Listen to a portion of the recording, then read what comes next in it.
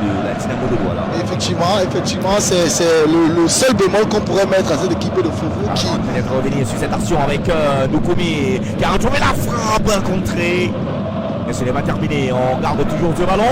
Cette frappe à distance, directement dans les gants de Ninché. C'était bien tenté par le capitaine Gando.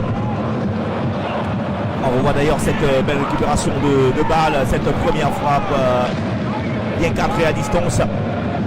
Et pour le moment, c'est Foufou qui est parti du côté de Soudan avec une fortune. D'ailleurs, il travaille encore du côté de l'Ardenne en France. Donc, c'est quelqu'un qui a quand même dominé de façon assez... Attention avec ce ballon, il est parti l'ouverture du score. Avec ce ballon, l'ouverture du score au Foufou de Baham à la 10e minute de cette rencontre.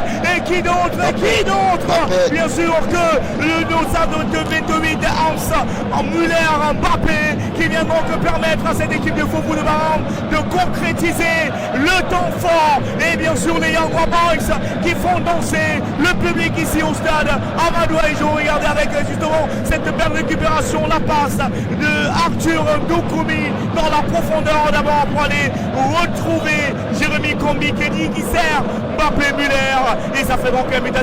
Il n'y a pas de position de enjeu sur cette action, ça fait 1-0.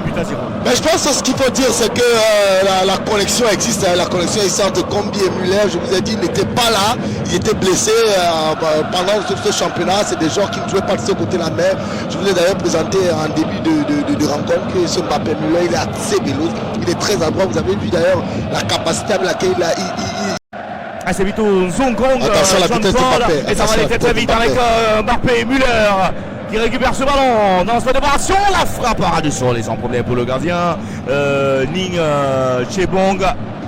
C'est aller d'un camp à l'autre. Effectivement, je vous l'annonçais d'ailleurs, je pense qu'on aura... Forchou, il est quand même très géant. Dit Forchou qui va servir Onyeke Emmanuel qui va centrer. Il est tout seul, la tête et ça passe largement au-dessus. Et pourquoi il n'a pas essayé une reprise acrobatique? Pourquoi il n'a pas amorti ce ballon? Mais la tête, l'intention pour lui était directement de renvoyer ce ballon comme il arrivait. Et bien regardez, c'est coupé. Mais là, ça passera très au-dessus des buts de Junior Bandi. Très belle action quand même, hein. Très bonne action là, mais là... Oui, on va dire une action bien menée, mais je pense quand même qu'il avait le temps, de faire un contrôle. Voilà, donc, ce ballon, déjà, se trouver à 5 mètres des buts, ne pas pouvoir accrocher le cadre quand même. Attention avec Zécure sur le côté pour aller trouver Arthur avec Nukumi.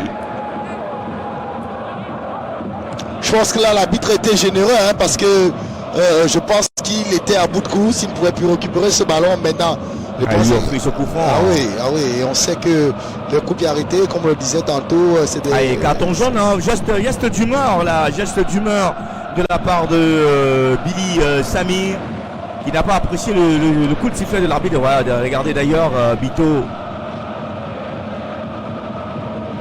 Effectivement. Monsieur Janoki obligé de effectivement, je pense que oui, Billy qui est crédité d'une belle prestation depuis le début de cette rencontre n'a pas il faudrait pas qu'il tombe dans ses travers qu'on lui connaît, parce que c'est un joueur assez sanguin, c'est un joueur qui aime bien le contact. Maintenant, c'est pas très important quand on sait qu'ils sont encore menés, il y a encore largement du temps pour pouvoir revenir à la marque. Donc on va revoir cette action entre Jean-Paul et Nukumi. Il y a faute, monsieur. Monsieur, il y a faute, il y a obstruction.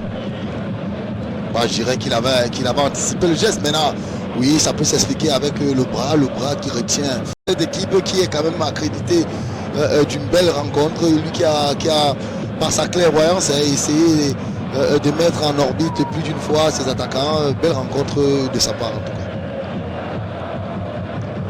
Allez, le coup franc qui va retomber.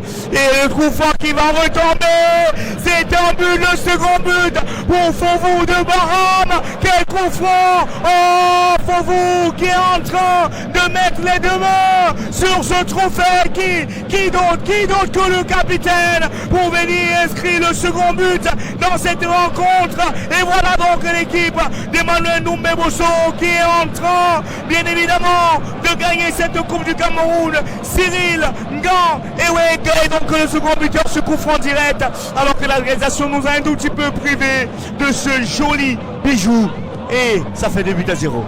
Je pense que la réalisation pour nous montrer, ça vient. Ah, d'ailleurs, on voit au ralenti. Ouais. C'est un coup franc direct, monsieur. C'est un coup franc direct. Regardez la prise d'information. Il va aller mettre ce ballon. Ouh, l'erreur d'appréciation du gardien de but de PWD de Bamenda chez Bong. Il va s'en vouloir. Bah, je sais pas, Gando, c'est le... Il fallait le faire depuis, mais là, ils n'ont même pas réussi.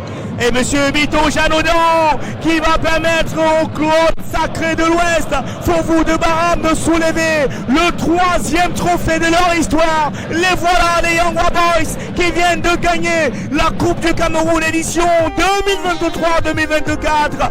Eh bien, PWD de Bamenda, Public Work Department of Bamenda qui perd donc cette finale. Et Doumbé Bosso, après avoir manqué la finale avec Bambuto Football Club de Mbouda, remporte donc cette année avec Fovu de Baham qui va donc soulever ce trophée et représentera le Cameroun la saison prochaine en Coupe de Confédération. C'est la joie du côté de Baham, c'est la joie du côté de Yaoundé, c'est la joie bien sûr dans les cœurs des supporters de Fovu de Baham.